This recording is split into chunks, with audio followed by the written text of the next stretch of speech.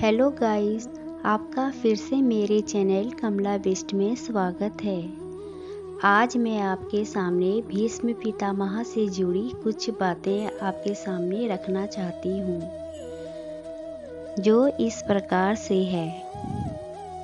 जब भगवान श्री कृष्ण के उपदेश से प्रभावित होकर अर्जुन ने शिखंडी को आगे रखकर भीष्म पितामह पर अपने बाण चलाए थे, तो उन्हें अपने बाणों की सरसैया पर उन्हें लेटा दिया था, जिससे वे दिन रात उससे कहरा रहे थे। उस समय श्री कृष्ण पितामह से मिलने के लिए पहुँचे। पितामह ने श्री कृष्ण से कहा, हे केशव, मुझे पिछले 100 जन्म अच्छी तरह से याद हैं, जैसे 100 दिन की बात हो। फिर मैंने इन जन्मों में ऐसा कौन सा पाप कर्म किया था जिसका मुझे यह दंड मिल रहा है। इस पर श्री कृष्ण बोले कि पितामह, आपको तो 100 जन्म याद है, मगर पिछला 101वां जन्म याद नहीं है। उस जन्म में आप राजा थे। एक बार आप जंगल से शिकार खेलकर निकल रहे थे, तभी आपके घोड़े के अग्रभाग पर एक बड़ा सांप वृक्ष से नीचे गिर गया। आपने अपने बाण से उठाकर उसे पीछे फेंक दिया। उस समय वह बेरिया के पेड़ पर जाकर गिरा और बेरिया के कांटे उसकी पीठ में धंस गए, क्योंकि वो पीठ के बल ही जाके गिरा था।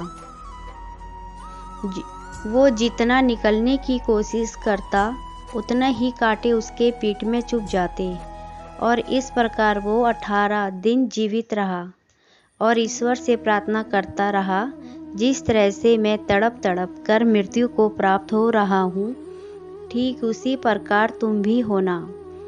इसलिए आपके अनजाने में किया गया यह पाप कर्म आपको भुगतना पड़ रहा है। पितामह बोले, हे केशव, मेरे इस पाप कर्म का दंड मुझे अगले जन्म में मिलना चाहिए था। यह दंड मुझे 100 जन्मों के बाद क्यों मिला। श्री कृष्ण बोले, हे पितामह, उस घटना के बाद आपके जितने भी जन्म हुए, उन सभी जन्मों में आपके पुण्य का पलड़ा भारी था और पाप का पलड़ा कमजोर था। इसलिए आपको इस पाप कर्म का दंड नहीं मिला, परंतु इस जन्म में आपका पुण्य का पलड़ा कमजोर था और पाप का पलड़ा भारी था। पांडवों को लाक्षागृह में मारने की कोशिश की गई। आप मौन रहे। हस्तिनापुर राज्य का बंटवारा स्वयं आपकी स्वीकृति से हुआ। द्रौपदी चीरहरण के समय आप मौन रहे। जुए में शकुनी और दुर्योधन की बेईमानी को आप चुपचाप देखते रहे। पांडवों को 12 साल का वनवास और 1 साल का अज्ञातवास मिला। आप मौन रहे।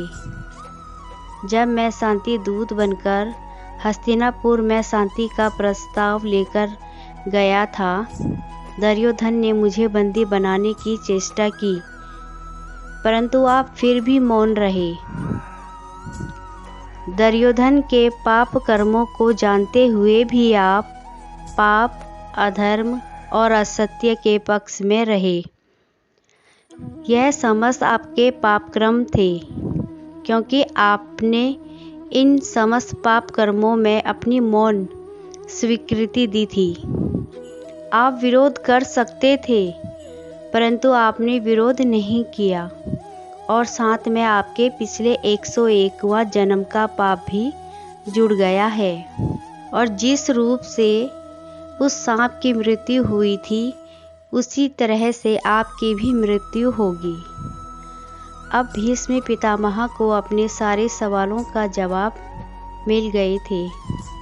अब वे शुभ मुहूर्त का इंतजार कर रहे थे, जिसमें वे अपने प्राण त्याग सके, क्योंकि उनको इच्छा मृत्यु का वरदान मिला था।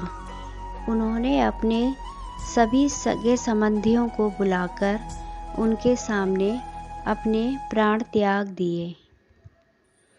तो हमें इससे यह शिक्षा मिलती है कि हमारे सामने जो गलत हो रहा है हमें उसका विरोध करना चाहिए, ना कि मौन रहकर उसको बढ़ावा देना चाहिए। इससे हम भी पाप के भागीदार होते हैं, जो कि हमारे कर्मों में गिना जाता है। इसलिए हमें परमात्मा को साक्षी मानकर हर कार्य को धर्म के साथ करना चाहिए।